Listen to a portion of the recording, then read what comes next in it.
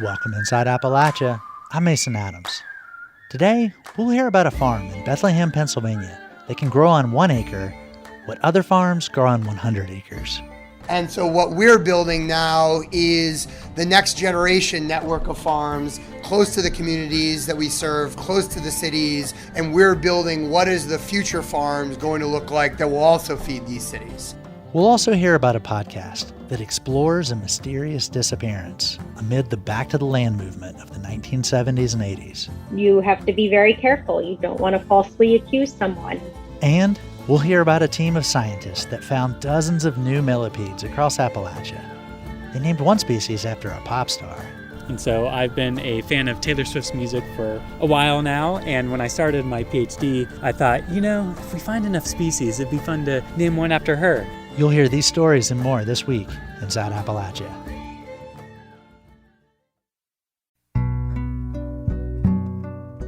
Welcome inside Appalachia. I'm Mason Adams. Today's show takes a close look at some of the rarer plants and creatures that inhabit Appalachia. But first, we're going to start with a basic need that turns out to be a tricky issue in a lot of places in Appalachia: water. McDowell County, West Virginia, is one of those places where access to clean water hasn't always been a given. But now, some communities there have finally been connected to a reliable water system. One of those places is Keystone, where 74% of residents are Black. Jessica Lilly has the story.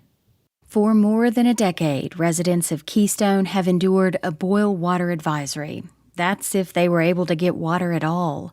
Some households have gone months without tap water. It's just been very devastating. 76-year-old Hattie Avery has lived here her entire life. To think we're in the 2020 era where people are able to do such amazing things, and then to not be able to turn on your faucet and have water running through your pipes. It's just so amazing to me. It's just so hard to believe that we live in a time like that. But now, Avery isn't worrying about where she's going to bathe or how she'll wash her clothes. Oh, it's so much more peaceful to be able to go and sit on your commode and be able to push the handle down and flush it. And to be able to use your shower and just to turn on your faucets and hear the water run. The water's running in Avery's home now in part because of a California nonprofit called Dig Deep, whose mission is to bring safe drinking water to every American. Bob McKinney grew up in McDowell. He's the project manager of the Appalachian Water Project with Dig Deep. I was embarrassed to say I didn't know we were in this kind of shape. I didn't know we had homeowners that didn't have clean drinking water and had to haul their water. And I knew that there was some, but I didn't know there was this many. I mean, it's a huge task that's facing us. The task facing them was to connect hundreds of households in McDowell County to a new municipal water system, which broke ground in 2014. The trouble was, even after new main lines were installed along Route 52, homeowners had to find a way to pay for the connection. The median household income in Keystone is about $17,000 annually. That was a big problem for quite a few people, for all of us really, because, just to come up with that kind of money all of a sudden, and then with all the other bills and hardships that people have, that was really going to create a big problem. Because of the cost, many McDowell County residents rejected hookups. So McKinney and his partners with Dig Deep started knocking on doors to see who wanted help. They didn't want new lines at first until they found out we were going to pay for them. And then they were okay with that. They couldn't afford it. But then when we heard about Dig Deep and then their willingness to come in and help, that was such a tremendous blessing. And because of them, that's the only reason that a lot of us have the water. Keystone wasn't always without clean and consistent water access. When Avery was a child, it was a prosperous coal town. Growing up here was, people that lived in the big cities couldn't have had a more enjoyable childhood or a more enjoyable life than what we had living here. We just enjoyed being children living here. We had a lot of fun things growing up in Keystone. Still, Avery says life wasn't always easy. She lost her father when she was just 6 years old. I just remember, us being at home and them coming knocking on the door and telling us that our father had been killed in a coal mining accident. He was in one of the coal cars and something came back and crushed him. He was killed. So, I'm sorry. yeah, that was devastating. Over time, mines closed, jobs disappeared, and the population fell dramatically. In 2010, when the Boil Water Advisory first took effect, 282 people lived in Keystone. We have so many people who have relocated, who have been so frustrated, and who have just given up and just left. And you can't blame them. Today, there are 176 residents. More than a third of the population has left town since 2010. Of those who stayed, 57% are black. A recent study showed that in America, you're more likely to live without consistent water if you are black. However, that's not the case for the entire state. Avery believes that her race is only part of the issue in Keystone. I don't think that it's all about being black, but I think it's about being poor, not being up to standards or being in the limelight or being as important as what they want you to be. And while Avery does have water now, it's not perfect. She still doesn't drink or cook with it, even though she's told it's safe. Because of low water pressure, she can't use more than one spigot at a time. Washing dishes and doing laundry at the same time just isn't possible. You may have to wait. You may not be able to do all the things you want to do when you want to do them, but to be able to hear the water run from your faucets is a blessing. And I'm willing to wait because I know that it's going to come. It's running.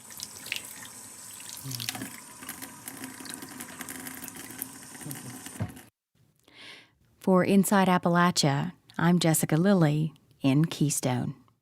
The lack of access to basic amenities like clean tap water has made life difficult for people in communities across Appalachia. And it's not just people having a tough time. Plant species are going extinct at alarming rates.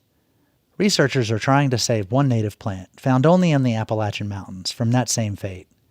The Allegheny Front's Andy Hubis has this story from Pennsylvania. Canby's mountain lover, scientific name Pachyphthema cambii, is one of the rarest plants in Pennsylvania. Only a couple dozen people have ever even seen it growing in the wild. It's not just rare in Pennsylvania, it's rare everywhere. Steve Grund is a botanist with the Pennsylvania Natural Heritage Program, and he works out of the Pittsburgh office of the Western Pennsylvania Conservancy. This plant could go extinct. It's a really plausible outcome. And John Koonsman works out of the Conservancy's office in Harrisburg. It was the first rare plant I ever looked for, and I was thrilled to death. I really was. Why don't you go with us? Okay. On a recent Saturday morning, I met up with Grund and Koonsman in Bedford, Pennsylvania, the northern limit of the plant's range. The Western Pennsylvania Conservancy bought this land, about 8 acres, from a private landowner in 1994, specifically to protect the Canby's mountain lover.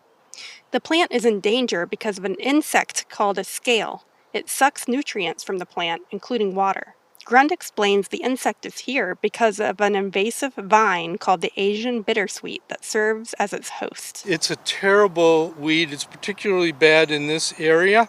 And so the fact that this Asian bittersweet is such a problem locally here and at this site is partly why the Canby's mountain lover is in trouble here, because it has that scale.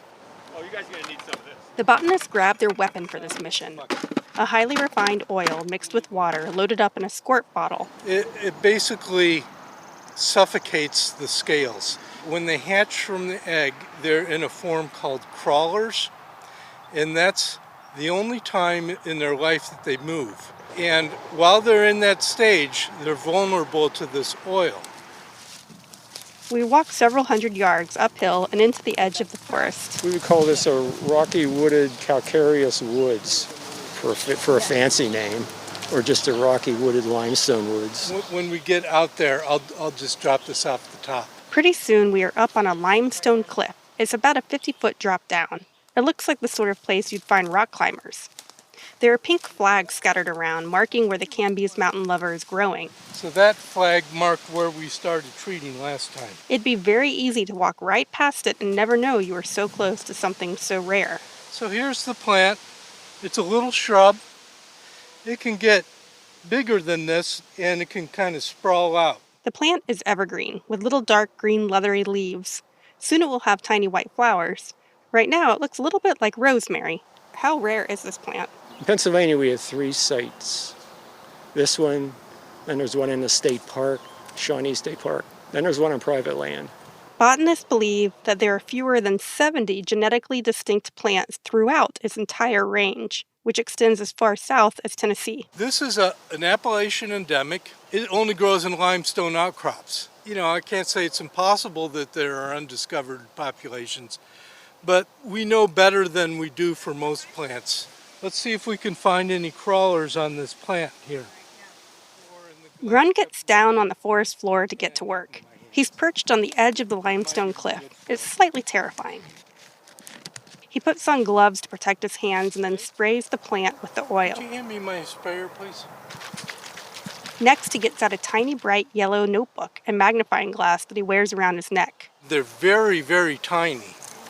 So what you do is you get a white piece of paper, and my field notebook works fine for that. You put it under the plant, then you flick it with your fingers. I'm not getting any crawlers. Maybe it's because I have the wrong glasses on. It's not the glasses. It's the same thing at the next few plants he sprays. No crawlers. And he thinks that's a good sign. Maybe we timed it really well and got most of them last time. The botanists, along with a couple volunteers, will be at this site all day, spraying and counting the plants. Right now, the count is about the same as the one made in 2012, when the first treatment of the scale was done. But they will also come out 2 more times this summer. It's a lot of effort for one small plant, but Grun says a team across the state, botanists, academics, park rangers, and citizens, chose this one to focus on because there's action they can take. Often I feel like my job is to document the demise of rare plants. Here we have a case where there's something we can do about it. We don't know yet how successful we'll be long term in treating it, but there's a chance that we can save these Pennsylvania populations and the rest of the range, and hopefully keep it off the endangered species list. So why should someone care that a small plant that only grows in 3 areas of the state might go extinct? One reason often used is that you never know what plant might contain the cure for cancer. But Grun says it's not just about what benefits humans. It's the ecological connection, too. When you lose one species, then you might lose the species that feeds on it. Then another species that species feeds on might explode exponentially. These things are all connected, and sometimes we know what those connections are, and often we don't. Botanists don't know anything about the role the Camby's mountain lover plays in its ecosystem. And they won't have a chance if it disappears and becomes something you'd find in a greenhouse. Again, John Kunzman. We want to save this in its natural habitat, not in a botanical garden somewhere. I want to see it growing where it should. And that's why we're out here. For the Allegheny Front, I'm Andy Cubis. Pop star Taylor Swift is known for her ridiculously catchy pop songs and her legions of obsessive fans. And now she has a millipede in Appalachia that's named after her. It's called Nannaria swiftae, or Swift Twisted Claw Millipede. Taylor Swift's millipede was given her name by an entomologist named Derek Hennon, who was a PhD at Virginia Tech, when he and a team of scientists discovered 17 new millipede species. Naturally, I had to talk to him. I drove down the mountain and met him in Christiansburg, Virginia, to talk about millipedes and pop stars. You know, a lot of people hear about new species and they think about the rainforest, but right here in Appalachia, you and your team discovered 17 new species of millipede. That's right. How did you discover 17 new species of millipede? A lot of legwork, that's for sure. So when we started this project, there were 23 described species in the genus, the twisted claw millipedes. And now, after about 5 or 6 years of investigating these things, we've now increased that number to 78. So really just increased our knowledge of the diversity. It's actually the largest genus in that family now. So really just this explosion of biodiversity. It would be a good day of collecting when we could find, say, 6 or so individuals of these. We'd think, oh man, that was great. They're a lot more rare than other species in that family, and that's one of the reasons why no one had really taken a close look before. So the rule, as I understand it, is you find it, you get to name it. Is that right? That is right, yeah. So how do you go about naming 17 new species? Is there like a protocol? What do you do? There is a protocol, and so you have to follow the International Code of Zoological Nomenclature.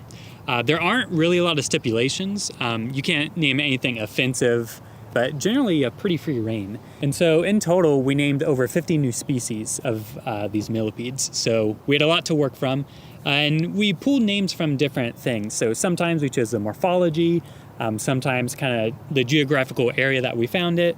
Other times I named a couple of new species after trees that were in the forest because I kept seeing like rhododendron was really good habitat, tulip tree, and so I named a couple species after that. Some after animals, and that was also kind of tied into geography. So if you know the Peaks of Otter in Virginia, we got a new species down there, and so that's named Nenaria lutra, lutra being Latin for otter.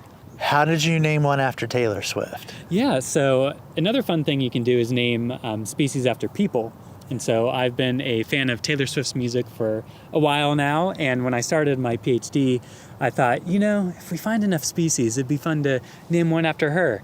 And we definitely did find enough new species to name, and so this particular species comes from southeast Tennessee. We found it in a couple different spots, and so I was like, oh, she, lived in Tennessee for a while. This is perfect. So that's where that one came from. Did you name any after any family members? I did. So I named one species after my wife. This was collected in Augusta County, Virginia, which is where my wife grew up. So it's like, perfect. And I later found out that the exact spot where we had collected it from, she had actually camped there with her family before. So sometime soon we're going to go back and try to find it and get a photo of her with her namesake millipede now.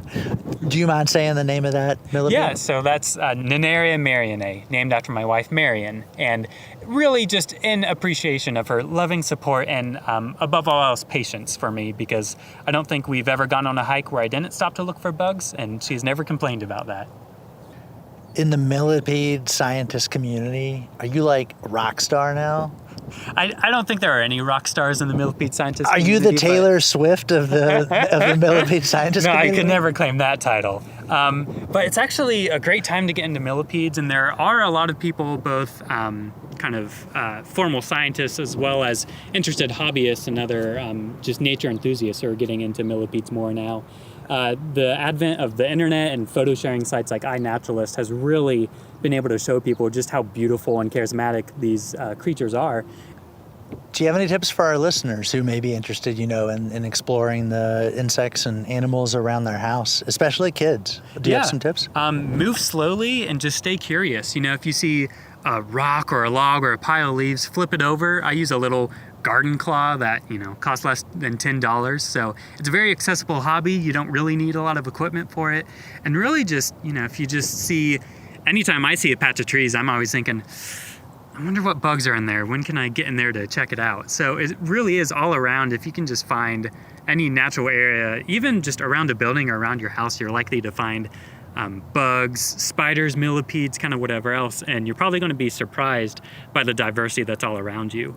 When I was growing up in Ohio, I started cataloging just all the insects I could find in my backyard, and this is on a property that was about an acre, and I found easily over 300 species. And so once you start looking, it really scratches that collecting itch for those of us who have it, and it's a really rewarding way to really connect with the natural heritage that's all around you.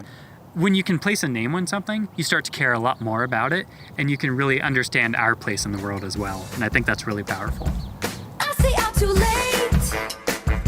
Got nothing in my brain. That was rock star Appalachian millipede scientist Derek Hennon.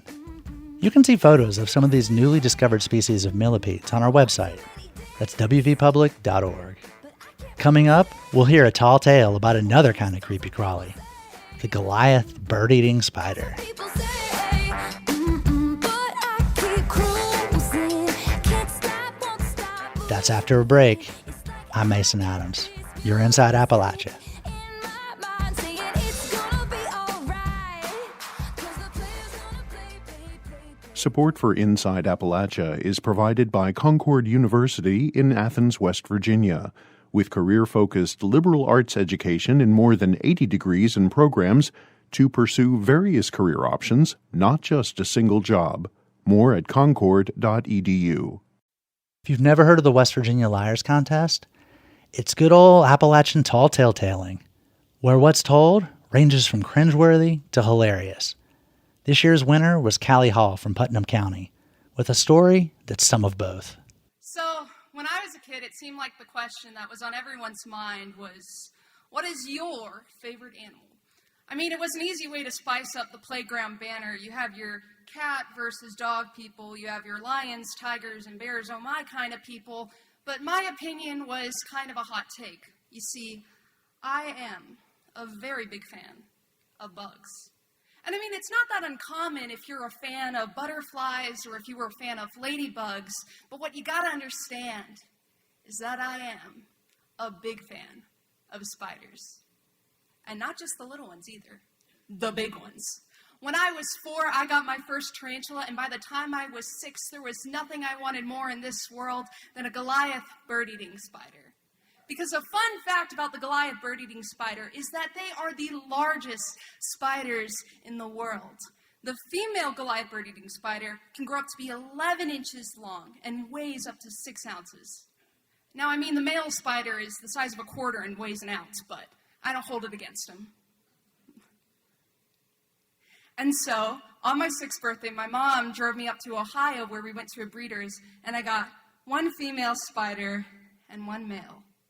And I love them more than anything else in this world. I love them so much, in fact, that I couldn't bear to be parted with them when I went to sleepaway camp. Although the camp had a strict no animals allowed rule, so what I would do is I would take the female spider and I would stick it in the front pocket of my overalls, and I would take the male spider and I would stick it on my baseball cap. Because for some reason, I thought the best way to keep them hidden and safe was to keep them on my person at all times. So one day, I was outside playing with my spiders when they call all the campers to assembly. And so, I'm walking to assembly, spider in the front, spider on the hat, when I feel a tap on my shoulder, and I hear a voice behind me say, "Oh my God, I love your baseball cap. Can I hold it?" And I'm like, "Sure, man, here you go." And she just looks at it, and without a word, she takes the hat, she places it on the ground, and repeatedly stomps on it, and then goes to assembly like nothing happened. And I am on my knees. I am grieving the loss of this spider, the greatest grief a 6-year-old has ever felt. And when I shed all my tears and I wipe the spider guts off my hat, it's then I realize the female spider is gone. And so I am crying, mourning the loss of not 1, but 2 of my beloved spiders. I cry at assembly, I cry at lunch, and I cry all the way until it's time for bed. And they're about to call lights out, when all of a sudden I see, from the corner of my eye, up in the rafters, above this girl's bunk bed, 2 hairy legs poking out from the rafters. Now, I know as a kid, when you see something, you're supposed to say something, but I didn't. And so they call lights out, and it's pitch black and absolutely silent, followed by the loudest screams I have ever heard in my entire life.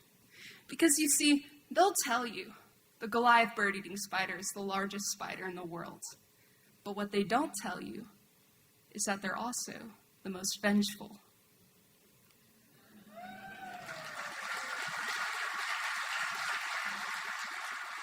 That story earned Callie Hall $100 and the coveted Golden Shovel at the Vandalia Gathering's annual Liars Contest.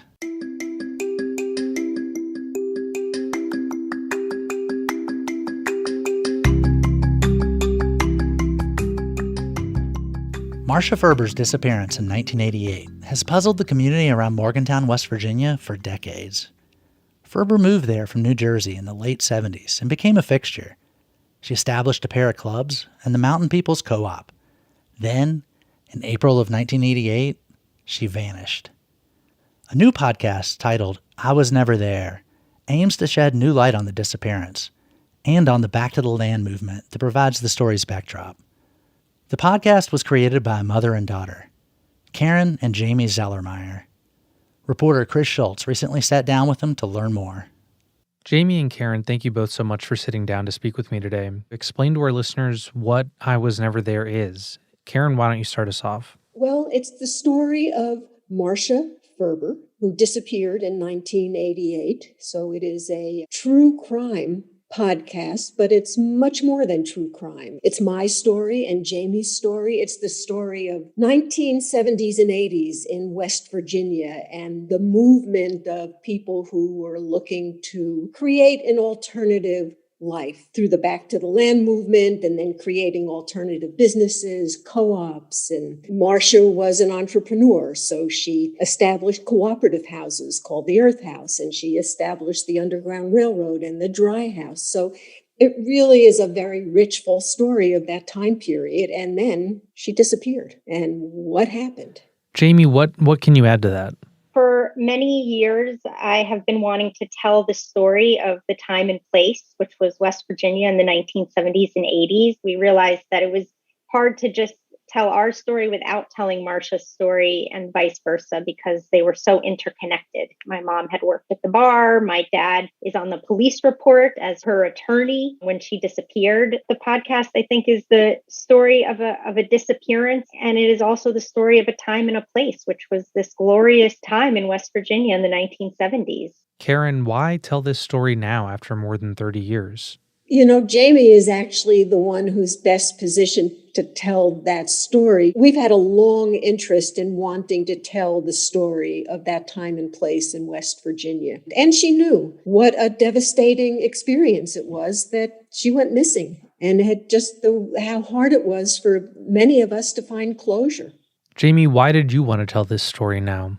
Obviously, true crime is something that interests people these days. But for me, true crime doesn't really resonate unless there's a bigger story behind it, unless you can really get to know the person and understand the world that they lived in and the circumstances. I feel like the story of the Back to the Land movement and the way Marcia lived her life and the way my mom lived her life is not so different, you know, in terms of what they were fighting for. Those issues are still the same today.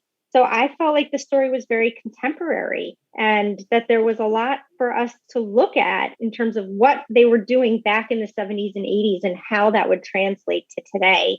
How was the process of making a podcast? I had never done audio before. I come from a film and television background, and I feel like when people tell the story of the 70s, it can be very cliche in terms of the visuals.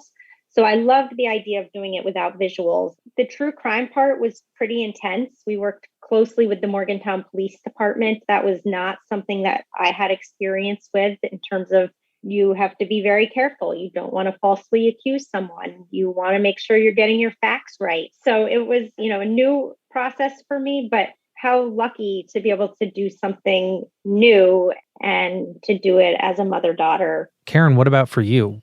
My initial motivation was what a trip it would be, how fabulous it would be to be able to do a project with my kid. And I didn't have a clue what that meant. And it became a much more intense emotional experience than I ever intended. The processing between Jamie and I, and my having to think about some of the stuff I did back then. What was I thinking? I mean, really, what was I thinking? I could have lost my kids. There was just some crazy stuff happening. It was an amazing process. Can you talk about the role of counterculture and I guess to a certain extent drugs in this story? One of the ongoing conversations that we had with our producers, and I would be adamant about this, marijuana is not a drug. It's also a story of drugs. So for me, the counterculture was about marijuana, and it was about psychedelics, and it was about believing that we could create alternative economies that weren't based on greed, that were based on cooperation and equity. That is what the counterculture was for me. When I say drugs, I mean cocaine and heroin and now opioids, right, in West Virginia. But back then, that wasn't the case of the counterculture. And I think those drugs are life-destroying. And we lost a lot of friends. Jamie, as somebody who was a child at this time, what was your perception of this lifestyle that you were kind of brought into so young? I loved it. We had a lot of great adults around. And I think, as my mom said, we've lost a lot of friends. I think that there's a lot of light and there's a lot of dark. And something can be both. And we've talked about that, about Marcia a lot, that she had a lot of light. She was this really positive force who really loved it deeply. And she was a drug dealer, whether selling pot, maybe others. I think an important part of the podcast was this back and forth. It was important to look at both sides of it. And the drug part was very complicated. Obviously, whether it was an intentional disappearance or a murder or witness protection or any number of the theories, most likely drugs were involved. What do you hope people walk away with having listened to this show? I hope they walk away with an understanding that all of the problems that we were trying to get away from and reject are just as bad today, if not worse. And I hope they think, wow, those folks really took some big risks. Well, I still think we can change those things. So I hope that people look at what we did and hear our story and say, it's time for me to try that now. The podcast, I Was Never There, released its first 2 episodes on June 9th.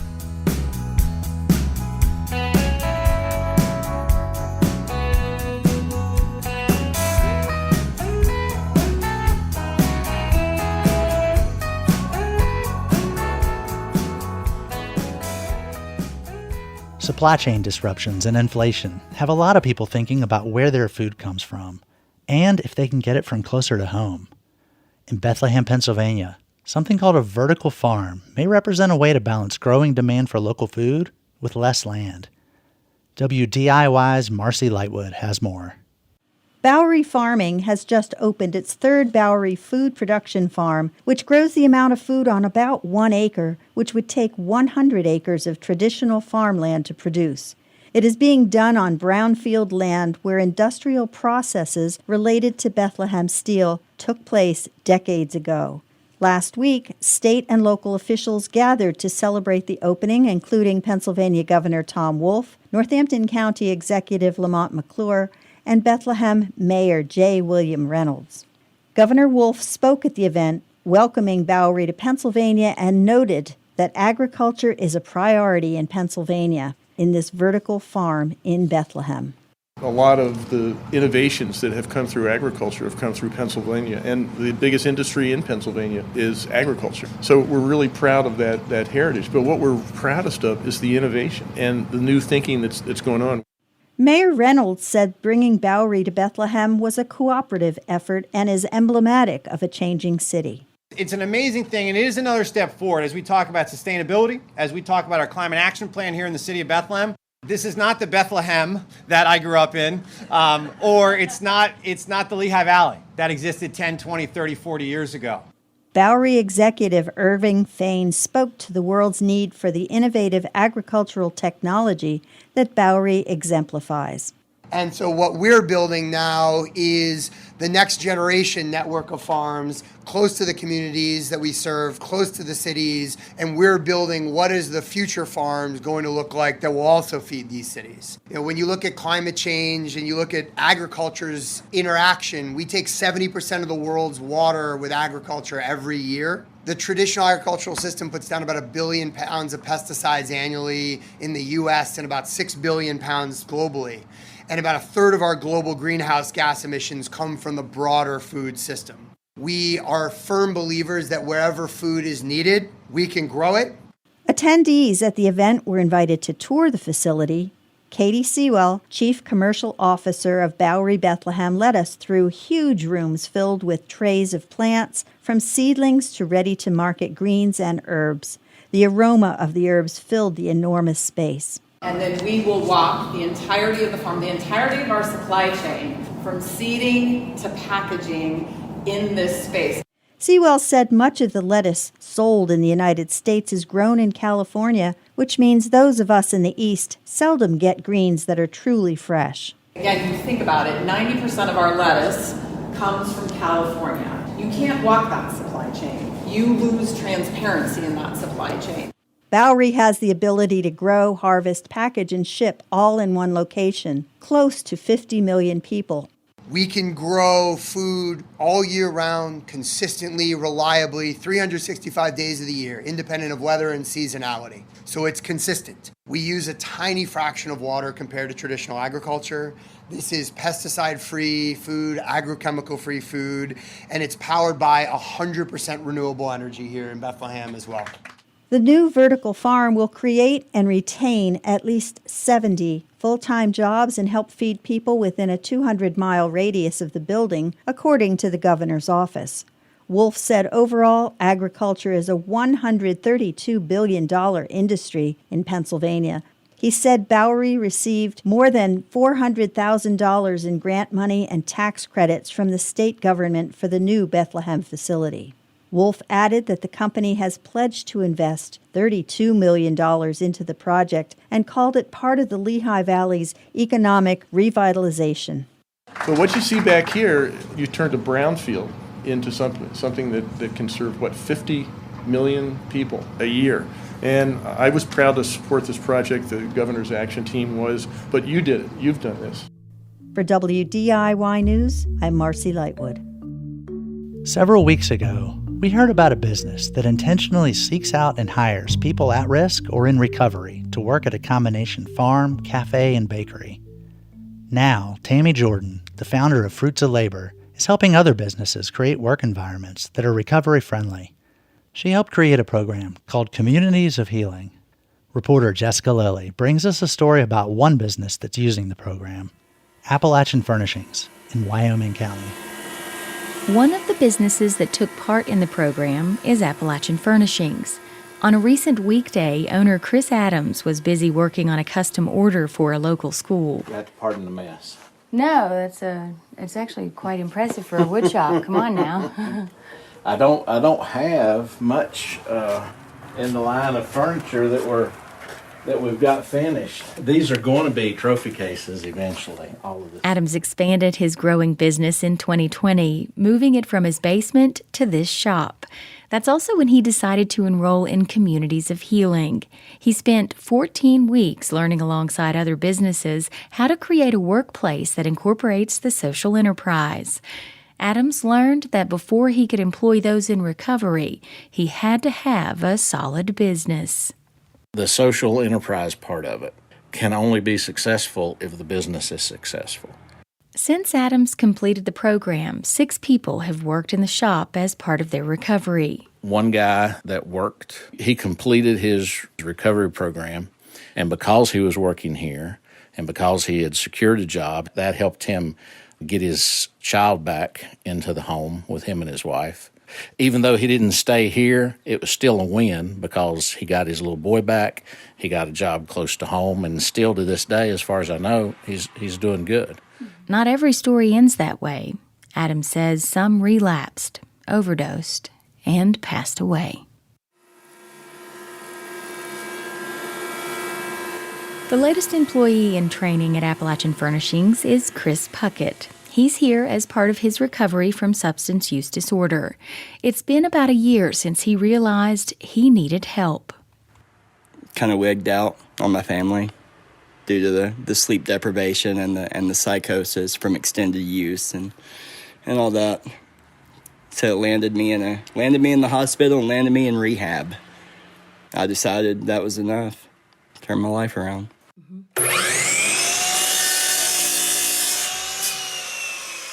Puckett lowers the handle on a chop saw to trim a piece of wood and demonstrate his newfound knowledge of using a power tool.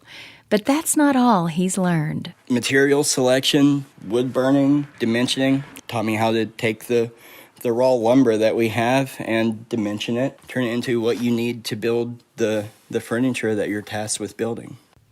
Before the job, Puckett never worked in a wood shop and had never used power tools. It's a whole new experience. The biggest difference, Puckett says, is just the way Chris Adams treats him. He's been really patient and understanding and teaching me how to do all this. And sometimes I just don't get it. You know, sometimes it's just deer in headlights. And, you know, he's just patient and understanding. Chris came with like zero knowledge of what we were doing, and he was upfront about that. When I interviewed him, he told me he had zero knowledge about what we were doing. So my expectations were somebody with zero knowledge. Adams hasn't always been a woodworker either. He worked in or around the mining industry for about 40 years before retiring. He remembers a time when his brother lost his job and needed help. Had several kidney stone issues and things like that had kind of introduced him to pain relief. He became addicted to opioids. On his own, he, 2 or 3 times, he would say, "That's it, no more, I'm not taking any more," because he had a wife and a child, but he would always relapse. I was at work. That's when I was 6 days a week, sometimes 7 days a week, always 12 hours a day, sometimes longer, and it just... I had suspicions, but I had no idea how bad it was. Once I realized how bad it was, it was at the point that we got to intervene and do something. So thank goodness that I had that job, because me and my wife, we could afford to cover the cost of a program that he participated in. Not everyone can afford treatment. So when Adams expanded his woodworking business in 2020, he decided he wanted to help people like his brother. Because all of those years with the heavy equipment dealer and with the coal company, I was supervision and management, and I would catch those resumes that had those employment gaps in it, and I knew what that was. Those resumes just went in the trash can. His brother could have easily been the name behind one of those resumes Adams tossed in the trash.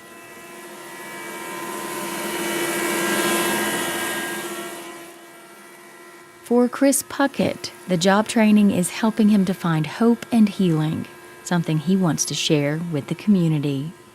When you're ready, go get help. You can't get help unless you're ready. But, if you're ready, there's so much on the other side. So much. It's been so long since I've experienced this type of happiness, and I just hope everybody else can. For West Virginia Public Broadcasting, I'm Jessica Lilly in Wyoming County. In 2021, the Juneteenth celebration became a federal holiday. Juneteenth recognizes the anniversary of an important event in American history, the emancipation of enslaved African Americans in Galveston, Texas, in 1865. Eric Douglas spoke with the Reverend Ron English to find out more about the holiday and the history behind it. English is a retired pastor who grew up in Atlanta with Martin Luther King Jr. and his family before moving to Charleston in the early 1970s. Juneteenth started out as a fairly regional holiday. It was really just a Texas celebration at first, and just in the last 30, 40 years, I think that it's grown and expanded. Yeah, exactly. And that's why I brought along the book that's written by Arnett Gordon-Reed, Pulitzer Prize winner. And there's a little paragraph here that I got to read, because the best folk who can tell a story about Texas are the folks from Texas. True enough. And she is from Texas, and she's made that. It says, and I read this little passage, it says, as years have gone by, I have had occasions to think more about the tragedy and triumph in relation to Texas, its past, present, and future. It's possible, very likely, that my time there prepared me for the work I do as a historian of the early American Republic, another moment when triumph and tragedy were inexorably intertwined. Distingling those threads and viewing them critically has been, in fact, a good thing in the context of our national history, broadening our understanding of who we are and who we are now. And that really brings forth what the meaning of Juneteenth means in the current context of becoming the first really federal holiday that really celebrates the role of black folk. How do you see Juneteenth in context of African Americans in the United States today? One of the things that is pushing our celebration here in Charleston of Juneteenth, three things featuring that, and that is hope, healing, and health. Now, the hope is grounded in how we still have, and this is still amazing, that black folks still have a hope that is grounded in a kind of feeling that the arc, as King said, the arc of our universe is long, but it bends toward justice. So it is not just a political aspiration of hope. It is a feeling that if the universe is friendly, then freedom is what the primary intention is for everybody. All right. And so it's really saying that it is much deeper than just a political celebration or a political intent. It is really something that is really arced, sourced in what the universe is confirming about justice. Now, just for background on you for a moment, you were a contemporary of Martin Luther King Jr., and you want to give the 30-second version of that? Yeah, his family and my family are very close. My mother used to talk to Mama King into the wee hours of the morning because they just had that kind of connection. And I really have pictures of him when he was a kid. One of the pictures that I have is him sticking out his head on a car window, and my mother put on that picture just hanging out because he was actually hanging out of the window of that car. So our families had gone back further, and then he licensed me into the ministry, and I served as his assistant until his death, and I gave the prayer at his funeral. So there were opportunities, and as I think about them now, of being with him every once in a while alone, and got so excited that I would forget about what I wanted to say. And now so many questions now that I think about, wow, I wish I had asked Doc about that. So, but yeah, that was the relationship that we had primarily by way of our family connections. And then naturally, even in high school, in 1962 or so, when they started boycotting in Atlanta, a friend of mine did a sit-in at Rich's at lunch counter because we weren't really allowed to get into the movement because of our age and that kind of thing, parents and all that. So we just decided to do that. And then later on, there were some other things that we were able to participate in more actively. So part of what really the focus and grounding, with Dr. King was because of that association. That was Reverend Ron English speaking with Eric Douglas about Juneteenth. To hear a longer version of this interview, visit our website, wvpublic.org. We're going to close out the show with a shout out to the folks upstairs, our big sister show, Mountain Stage. Mountain Stage is West Virginia Public Broadcasting's most popular and famous show, showcasing amazing performances for nearly 40 years.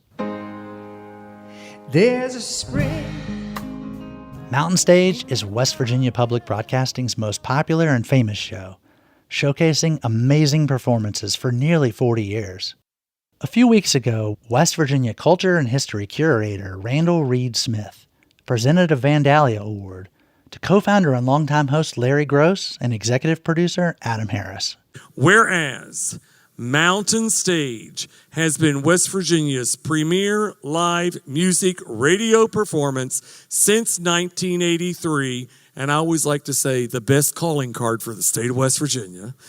And whereas it continues to be a proud ambassador for West Virginia, airing on radio stations around the world, and whereas Mountain Stage has introduced many West Virginia musicians to countless listeners across the state, country, and world and universe, and whereas Mountain Stage continues to offer a platform for emerging artists and seasoned performers to showcase their talents in the format of live performance radio, and whereas the show's hosts consistently remind listeners that Mountain Stage's great music comes from the mountain state of the great state of West Virginia.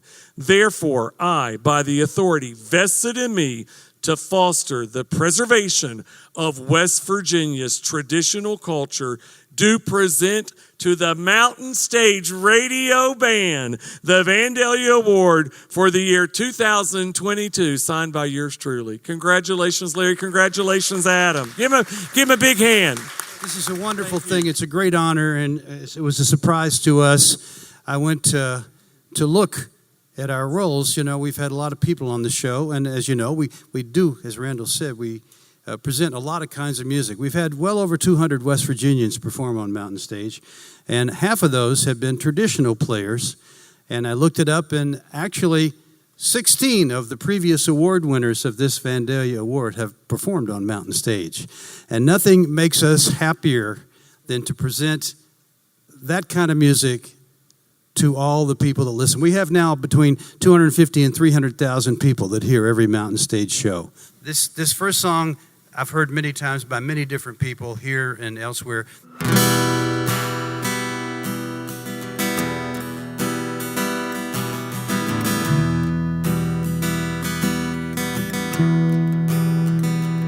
Oh, the cuckoo, she's a pretty bird, and she warbles as she flies, but she never hollers cuckoo till the 4th day of July.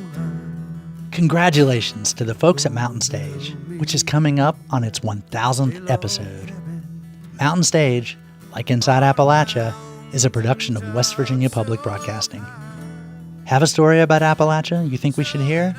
Write to us at insideappalachia@wvpublic.org.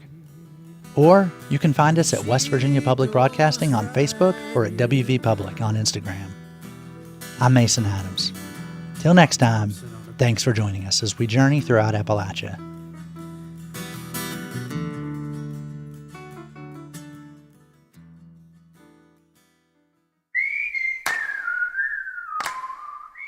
Our theme music is by Matt Jackford. Other music this week was provided by Ona, Blue Dot Sessions, Montana Skies, and Taylor Swift. Bill Lynch is our producer. Alex Runyon is our associate producer. Our executive producer is Eric Douglas. Kelly Libby is our editor. Our audio mixer is Patrick Stevens. Xander Alloy also helped produce this episode. You can find us on Twitter @InAppalachia. You can also send us an email to insideappalachia@wvpublic.org. Visit wvpublic.org/InsideAppalachia to subscribe or stream all of our stories. Or look for Inside Appalachia wherever you get your podcasts. Inside Appalachia is a production of West Virginia Public Broadcasting.